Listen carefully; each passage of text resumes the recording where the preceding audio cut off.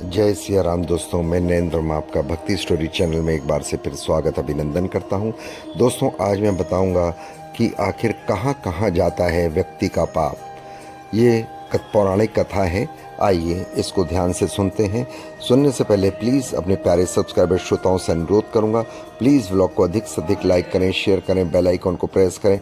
I will request to YouTube also please viral my video.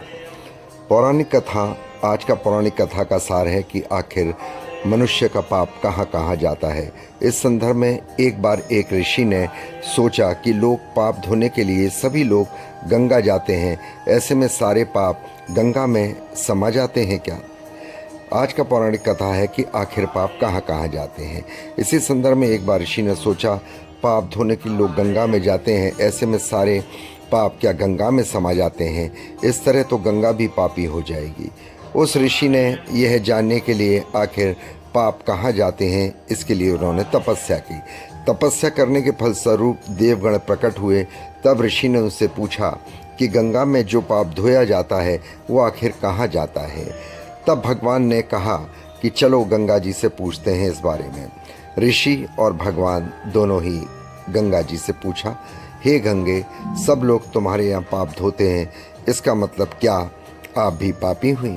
तब गंगा ने कहा, मैं कैसे पापी हो गई, मैं तो सभी पाप लेकर समुद्र को अर्पित कर देती हूँ।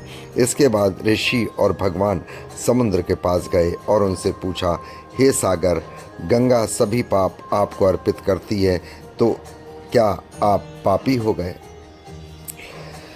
तब समुद्र ने लंबी सांस सोचकर कहा कि वैसे तो वो कैसे पापी, मैं कैसे पापी हुआ। वो सभी पापों को भाप बनाकर बादल बना देता है। अब ऋषि और भगवान दोनों ही बादल के पास गए। उन्होंने पूछा बादल से, समुद्र पापों को भाप बनाकर भेजता है तो क्या पापी हुए। बादल ने कहा, भाई मैं कैसे पापी हुआ, तो भी सभी पाप को मैं वापस पानी बनाकर धरती पर भेज देता हूँ और गिरा देता हूँ। इससे अन्न उत्पन्न होता है, वैसे इसे ही मानव खाता है।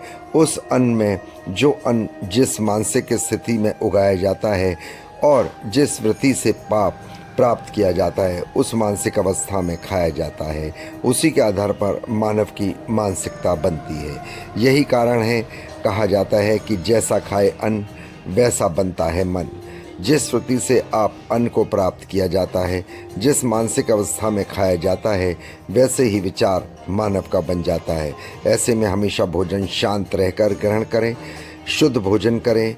अन्न जिस धन से खरीदा जाए वह धन भी श्रम का होना चाहिए, तथा भगवान का नाम लेकर वो अन्न खाना नहीं होता, वो भगवान का प्रसाद समझकर खाएं तो आपका मन भी वैसे ही प्रभु की ओर लीन हो जाएगा। इसीलिए अब आपको पता चल गया हो कि पाप इंसान के कहाँ जाते हैं। आशा करता हूँ आप ये पाप का व्लॉग आपको पसंद आया होगा।